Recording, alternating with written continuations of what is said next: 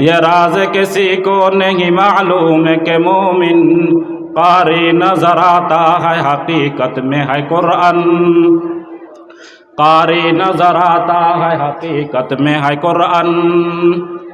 Jamia Arabia Ashraful Uloom Ulukandi মাদ্রাসার 3 দিন ব্যাপী ইসলামী মহাসম্মেলনের শেষ দিনের শেষ অধিবেশনে আগত জামিয়াকে যারা নিজের মন প্রাণ দিল থেকে মহাব্বত করেন সেই সমস্ত মুখগুলোকে আমি দেখতে পাচ্ছি। আল্লাহ পাক আমাদেরকে আসবার তৌফিক দান করেছেন, এজন্য বলি আলহামদুলিল্লাহ।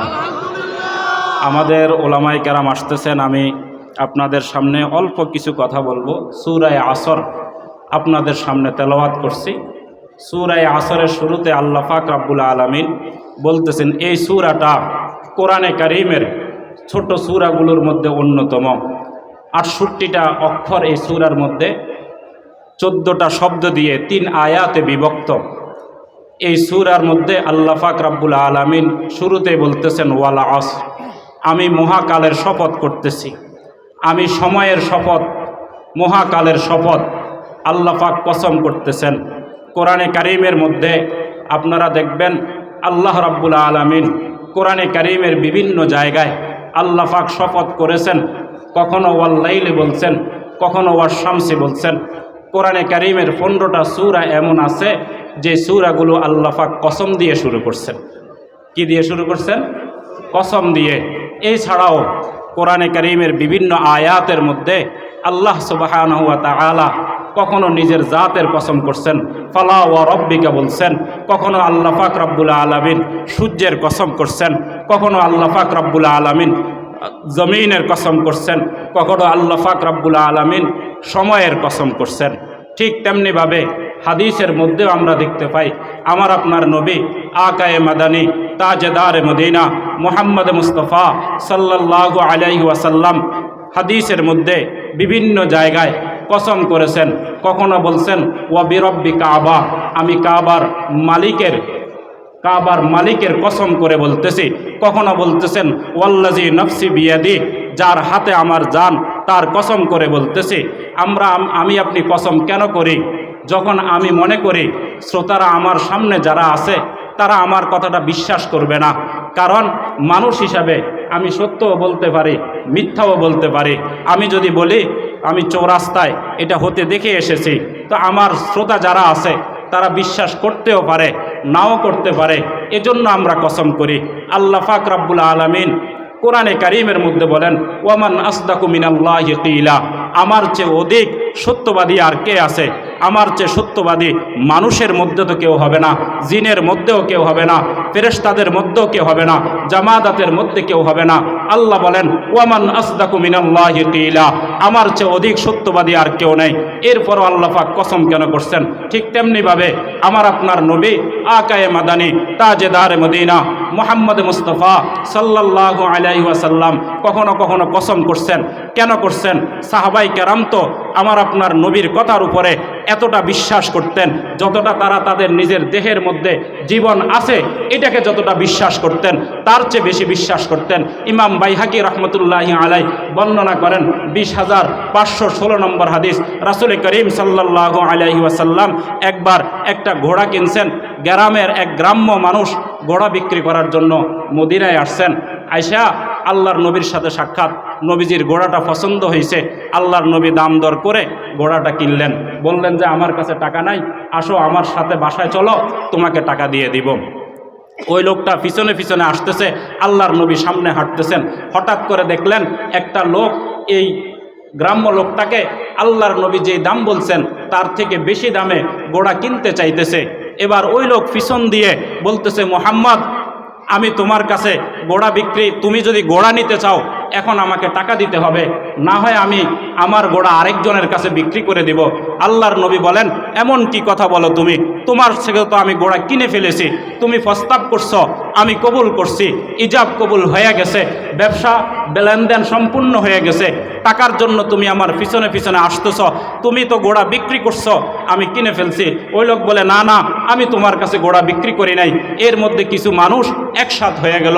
তারা এবার বলতেছে, মুহাম্মদ তুমি যদি ঘোড়া কিনে থাকো তাহলে তোমার সাক্ষী পেশ করো। আল্লাহর নবী সাক্ষী কোথায় পাইবেন?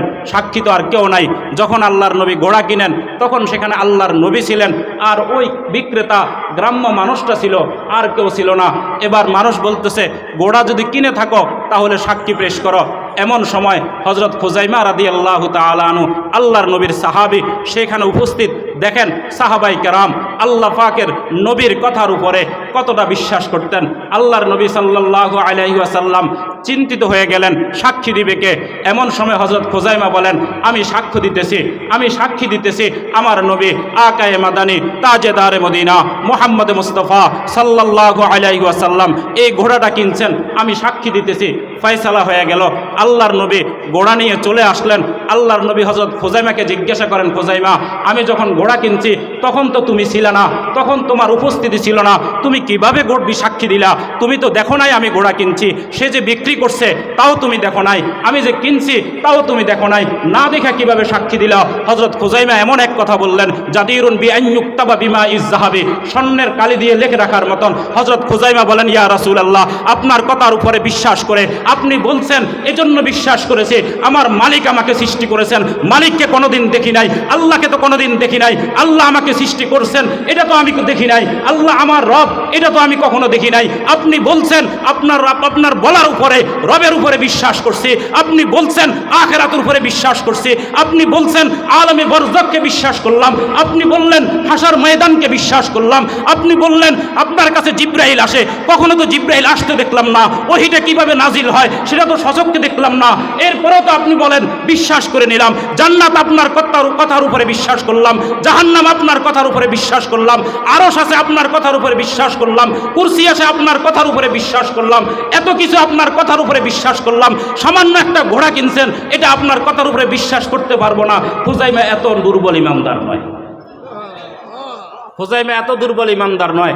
সাহাবায়ে কেরাম দেখেন, সাহাবায়ে কেরামের জীবনের মধ্যে আল্লাহর নবীর প্রতি কেমন বিশ্বাস ছিল। আল্লাহর নবী মেরাজে গেছেন, মেরাজ থেকে আসছেন সকালবেলা।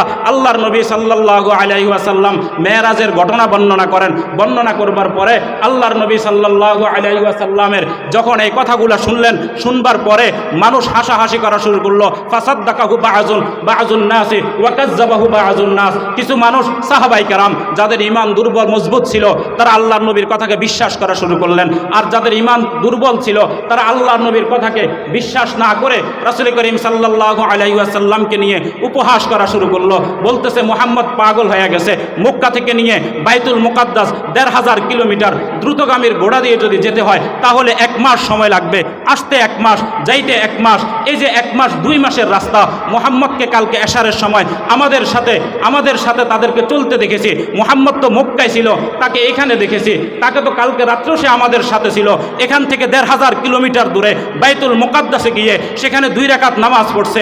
এরপরে প্রথম আসমান অতিক্রম করে, দ্বিতীয় আসমান অতিক্রম করে, তৃতীয় আসমান অতিক্রম করে, চতুর্থ আসমান অতিক্রম করে, আরশ মহল্লা অতিক্রম করে, রবের সাথে দেখা করে, জান্নাত জাহান্নাম সফর করে আবার ফজরের আগে মক্কায় চলে আসছে।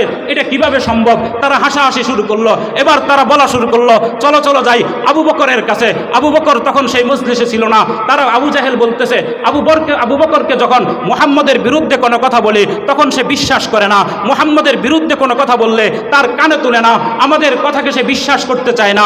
আজকে মুহাম্মদ এমন এক ফাগলামি শুরু করছে, এটা আবু বকর তো নয়, আবু বকরের বাবাও বিশ্বাস করবে না, চলো যাই আবু বকরের কাছে গিয়ে বলি। আবু বকরের কাছে গিয়ে জানাই, সবাই দলবল নিয়ে আবু বকরের ঘরে উপস্থিত। বলতেছে, আবু বকর শুনছো? আবু বকর বের হয়ে বলে, কি হয়েছে? বলে যে তোমার তো বন্ধুর খবর রাখো না, তোমার বন্ধুর খবর কি তুমি জানো? কি হয়েছে? তোমার বন্ধু তো পাগল হয়ে গেছে। বলে যে কিভাবে? তোমার বন্ধু মসজিদে বসা তোমার বন্ধু হারাম শরীফের মধ্যে বসা বলতেছে গতকালকে রাত্রে এশারের পরে গভীর রাত্রে এখান থেকে ১৫০০ কিলোমিটার দূরে বাইতুল মুকাদ্দাসে গিয়েছে, সেখান থেকে 7 আসমান অতিক্রম করে, আরশ মহল্লা অতিক্রম করে, রবের সাথে দেখা করে, জান্নাত জাহান্নাম সফর করে, আবার ১৫০০ কিলোমিটার অতিক্রম করে বাইতুল্লাহ চলে আসছে। তার এই কথায় কিভাবে বিশ্বাস করবা? তার কথাটা বিশ্বাস কিভাবে করবা? সে পাগল হয়ে গেছে। আবু বকর এবার বলেন, তোমরা আবু বকর রাদিয়াল্লাহু তাআলা আনহু বললেন, তোমরা কি আমার হাবিব, আমার বন্ধু, আমার নবী আকায়ে মাদানী তাজেদারে মদিনা মুহাম্মদ মুস্তাফা সাল্লাল্লাহু আলাইহি ওয়াসাল্লামের মুখ থেকে সরাসরি শুনছো কিনা? তারা বলে, হ্যাঁ হ্যাঁ, সরাসরি শুনে আসলাম। মুহাম্মদ নিজেই বসে বসে বলতেছে, আমি আপনি হইলে চিন্তা করতাম আমার আপনার নবী যে এই কথাটা বলছে আমার আকলে ধরে কিনা, আমার যুক্তিতে ধরে কিনা, আমি যে ইতিহাস পড়ে আসলাম ইতিহাসের সাথে মিলে কিনা, আমার সায়েন্সের সাথে মিলে কিনা, আমার যুক্তির সাথে মিলে কিনা, এটা চিন্তা করতাম।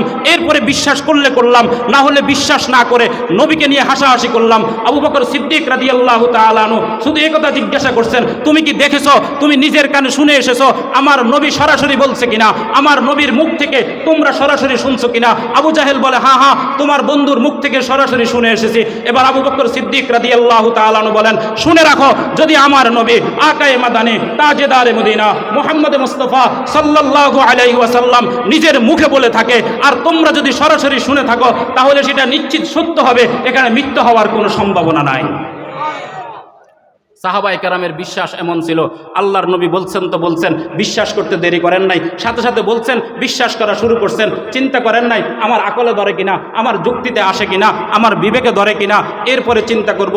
এই জন্য তো সাহাবায়ে কেরাম দরফেশানি নে তুনে কত রূহ কো দরিয়া কর দিয়া, দিল কো রোশন কর দিয়া হয়, আঁখু কো बीना कर दिया, जूनते खुद राह पर और रूह को हादी बन गया, क्या नजर से तू मुर्दा को मसीहा कर दिया। দেখেন সাহাবায়ে কেরামের জীবনী, আগের জীবনী আর পরের জীবনী মিলাইতে পারবেন না। হযরত উমরে ফারুক সিদ্দিক, উমরে ফারুক রাদিয়াল্লাহু তাআলা আনহুকে দেখেন, আগের জমানায় খোলা তরবারি নিয়ে আল্লাহর নবীকে শহীদ করে দেওয়ার জন্য, হত্যা করার জন্য আল্লাহর নবীর ঘরের দিকে ছুটছেন, আল্লাহর নবীকে হত্যা করে দিবেন। যখন আল্লাহর নবীর দরবারে আসছেন, ইসলাম ধর্ম গ্রহণ করছেন, সাথে সাথে তার মাধ্যমে হাজারো মানুষ জান্নাতের রাস্তায় উঠে গেছে। নবীজির দরবারে এক সাহাবী বসে বসে কান্না করেন। আল্লাহর নবী বলেন, কান্না করে কেন? সে বলতেছে, ইয়া রাসূলুল্লাহ, আল্লাহ কি আমাকে মাফ করবেন? বলে যে, তুমি কি করছো? বলে, আমি অনেক বড় পাপ করছি। বলে, আল্লাহর নবী বলেন, তুমি জেনা করছো? বলে, না না, জেনার চেয়েও বড় অপরাধ করছি। আল্লাহর নবী বলেন, তুমি কাউকে হত্যা করছো? বলে, না, তার চেয়েও বেশি হত্যা করছি, তার চেয়েও বেশি অপরাধ করছি। আল্লাহর নবী বলেন, তোমার অপরাধটা থেকে একবার বলো। ওই সাহাবী বলেন, আমার অপরাধ হইল আমি আমার নিজের কন্যাকে, নিজের জীবিত মেয়েকে, সে হাঁটতে জানে, কথা বলতে জানে, নিজে কবর খনন করে তাকে জীবিত কবরস্থ করেছি, তাকে জীবিত কবর দিয়েছি। একটা নয়, এভাবে 7টা মেয়েকে আমি জীবিত কবর দিয়েছি। আমার গুনাহ, আমার অপরাধকে আমার রব ক্ষমা করবেন কিনা? আল্লাহর নবী বলেন, তোমার অপরাধ তোমার রব, আমার মালিক তোমার অপরাধ ক্ষমা করে দিবেন। সাহাবায়ে কেরামের জীবনী পড়ে দেখেন, আগের এবং পরের জীবনী মিলবে না। তারা এক সময় হয়তো দেখা গেছে তারা সারা সময় মদ নিয়ে পড়ে থাকতেন, অন্যায় অবিচার নিয়ে পড়ে থাকতেন, জুলুম নিয়ে পড়ে থাকতেন। যখন আল্লাহর নবীর দরবারে আসছেন, তাদের জীবনী পরিবর্তন হয়ে গেছে। দরফেশানি নে তুনে কত রূহ কো দরিয়া কর দিয়া, দিল কো রোশন কর দিয়া হয়, আঁখু কো बीना कर दिया, जूनते खुद राह पर और रूह को हादी बन गया, क्या नजर से तू मुर्दा को मसीहा कर दिया। কি কারণে তারা এত দামি হয়ে গেলেন? কি কারণে তাদের জীবন এত সুন্দর হয়ে গেলেন? কারণ হইল তারা আল্লাহর নবীর কথাকে এত বেশি বিশ্বাস করতেন। যেভাবে তারা তাদের নিজের দেহের মধ্যে জীবন আছে এটাকে যতটা বিশ্বাস করতেন, তার চেয়ে বেশি বিশ্বাস করতেন। নবীজি বলছেন তো আমল করা শুরু হয়ে গেছে। আল্লাহ পাক রব্বুল আলামিন নবীজির উপর আয়াত নাজিল করছেন, হুররিমাত আলাইকুমুল খামরু, তোমাদের জন্য মদ হারাম করে দেওয়া হয়েছে, মদ হারাম করে দেওয়া হয়েছে। আজকে আর মদ খাওয়া যাবে না। ইতিহাস খুলে দেখেন, তাফসীর ইবনে কাসির, আল্লামা ইমাদউদ্দিন ইসমাইল ইবনে কাসির রহমতুল্লাহি আলাই তাফসীর ইবনে কাসিরের মধ্যে লেখেন, আমি আপনি হইলে কি চিন্তা করতাম, 30 বছর মদ খাইয়ে বড় হয়েছি, এখন যদি মদ ছেড়ে দিই তাহলে হয়তো আমি মারা যাইতে পারি, কিংবা মারা যাওয়ার সম্ভাবনা আছে, মদ আমি ছাড়তে পারবো না, হয়তো ইসলাম ছেড়ে দিব, মদ ছাড়বো না। আল্লাহর নবী সাল্লাল্লাহু আলাইহি ওয়াসাল্লামের উপরে আয়াত নাজিল হয়েছে। সাহাবায়ে কেরাম এটা চিন্তা করে নাই, হাই 30 বছর মদ নিয়ে আমার বসবাস, সকালে মদ পান করি, দুপুরে মদ পান করি, বিকালে মদ পান করি, আমি মদ ছাড়লে তো আমি বেহুশ হয়ে যাব, আমি তো মরে যাব, মদ ছাড়া যাবে না। খুলে দেখেন তাফসীরের কিতাব, আল্লামা ইমাদউদ্দিন ইসমাইল ইবনে কাসির রহমতুল্লাহি আলাইহি লেখেন, আয়াত নাজিল হওয়ার সাথে সাথে সাহাবায়ে কেরাম তাদের ঘরের মধ্যে যে মদের মটকাগুলো আছে, মদের মটকাগুলো বের করে মদিনার অলিতে গলিতে নিক্ষেপ করা শুরু করছেন। মদিনার অলিতে গলিতে মদের বন্যা বয়ে গেছে। সাহাবায়ে কেরাম এটা চিন্তা করেন নাই, সাহাবায়ে কেরাম এটা চিন্তা করেন নাই, হায় আমি যদি মদ ছেড়ে দিই, আমি তো মদ নিয়ে 30 বছর ছিলাম, কিভাবে ছেড়ে দিব? এটা চিন্তা না করে চিন্তা করছেন আমার হাবিবের উপরে, আমার নবীর উপরে আয়াত নাজিল হয়েছে, এখন আমল করতে হবে, আমল ছাড়া আর কোনো উপায় নাই। আমল, আয়াত নাজিল হয়েছে তো সাথে সাথে আমল করা শুরু হয়েছে। আয়াত নাজিল হইতে দেরি, আল্লাহর নবী বলছেন ইজলিসু, বসে যাও, এক পা মসজিদের ভিতরে আরেক পা মসজিদের বাইরে, ভিতরে প্রবেশ করার অপেক্ষা করেন নাই, সেখানেই বসে গেছেন। এই বিশ্বাসের কারণে সাহাবায়ে কেরাম এমন জায়গা চলে গেছেন, আল্লাহর নবী বলেন আসহাবি কান নুজুম বিআইয়িহিম ইক্তাদাইতুম ইহতাদাইতুম। আমার সাহাবায়ে কেরাম আকাশের তারকার মতন, আমার সাহাবী এক একটা আকাশের তারকার মতন। আকাশের তারকা দেখে দেখে মানুষ যেভাবে তাদের গতিপথ নির্ধারণ করে, নাবিকরা যেভাবে তাদের রাস্তা নির্ধারণ করে, আমার এক একটা সাহাবী এক একটা আকাশের তারকার মতন। আসহাবি কান নুজুম বিআইয়িহিম ইক্তাদাইতুম ইহতাদাইতুম। আমার যে কোনো সাহাবী, তোমার যাকে মনে চায়, হযরত আবু হুরায়রাকে মনে চায় অনুসরণ করা শুরু করো, হযরত আবু বকরকে মনে চায় অনুসরণ করা শুরু করো, হযরত আবু বকর সিদ্দিককে মনে চায় অনুসরণ করা শুরু করো, ওমরকে মনে চায় অনুসরণ করা শুরু করো, যে কোনো সাহাবীকে অনুসরণ করবা।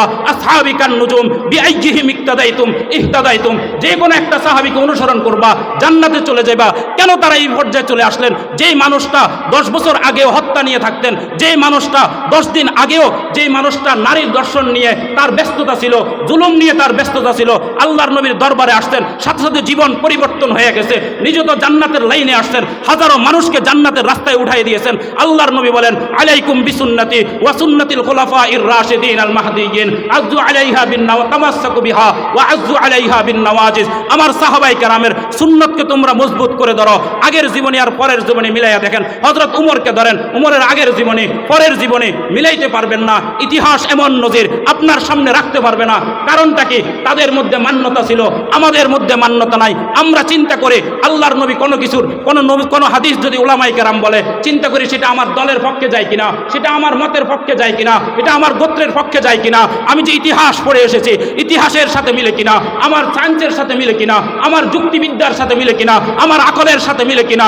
এরপরে যদি মিলে আমল করব, যদি না মিলে আমল করব না। সাহাবায়ে কেরামের এই আদর্শ ছিল না। তারা মনে করতেন তাদের সামনে সবচেয়ে বড় কথা ছিল আল্লাহর নবী বলছেন, এবার বলবার পরে সেখানে চিন্তা বন্ধ, দিমাগ খাটানো বন্ধ, সাথে সাথে আমল করা শুরু। এজন্য তারা আকাশের তারকার মতন সারা জগতের জন্য হেদায়েতের আলোক বর্তিত হয়ে এসেছে। এই ছিল সাহাবায়ে কেরাম। ওয়াল আসরি, আল্লাহ পাক রব্বুল আলামিন কসম করে বলতেছেন, কসম কেন করছেন? আমার নবীও তো মিথ্যা বলে না, আল্লাহর নবীও, আল্লাহ পাকও মিথ্যা বলে না। ওয়ামান আসদাকু মিনাল্লাহি কিলা, আল্লাহর চেয়ে অধিক সত্যবাদী আর কেউ নাই। আল্লাহ পাক এরপরও কসম করছেন। কসম করার কারণ হইল আল্লাহ পাক কথাটার গুরুত্ব বুঝাইতে চাইছেন। সাহাবায়ে কেরামের জন্য কসমের দরকার ছিল না।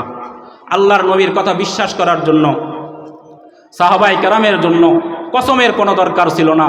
কসমের দরকার না হওয়ার পরেও আল্লাহ পাক কসম খাইয়া বলতেছেন ইল্লাল্লাযীনা আমানু, যারা ইন্নাল ইনসানা লাফি খুসর, পৃথিবীর সমস্ত মানুষ ধ্বংসের মুখে, পৃথিবীর সমস্ত মানুষ ধ্বংসের মুখে, কেবলমাত্র ইল্লাল্লাযীনা আমানু, যারা ঈমান এনেছে তারাই সফল হবে, যারা ঈমানদার। ইন্নাল ইনসানা লাফি খুসর, সমস্ত মানুষ ধ্বংসের মুখে, ক্ষতির মুখে ধ্বংস হয়ে যাবে। কেবল এক শ্রেণীর মানুষ, যারা 4টা সিফাত থাকবে তারাই সফল হবে। আমাদের কাঙ্ক্ষিত আল্লামা কামরুল ইসলাম আরিফি সাহেব দামাত বরকাতুল্লাহ এসেছেন। আমরা কেউ উঠা বসা করব না, আমাদের মাঝে ইনশাআল্লাহ ধারাবাহিকভাবে আলোচনা চলতে থাকবে। আল্লামা ইয়াহিয়া মাহমুদ সাহেব দামাত বরকাতুল্লাহ আলিয়া